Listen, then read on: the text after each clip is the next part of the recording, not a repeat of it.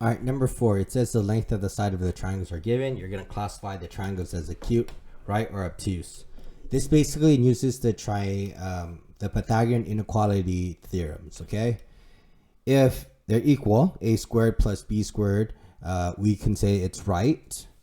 And then it is considered to be obtuse if the third side is bigger, and it is considered acute if the third side is less. All right. So now let's do it. Okay. So here we have A is 3,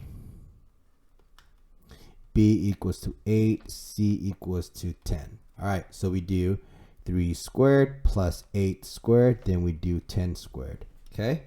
This becomes 9 plus 8 squared is 64.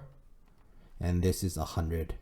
9 plus 64, which is, 9 plus 64 is 73. So, and this is 100. So here we can say that the C, it is bigger. Okay. And right here, since that the C is bigger, so a squared plus b squared is less than c squared, we can say that this is officially obtuse. Let's do this one. A equals to 4, b equals to 5, c equals to 7. 4 squared plus 5 squared, then we have 7 squared on the other side. 4 squared is 16, 25 is 5 squared, 49 is 7 squared.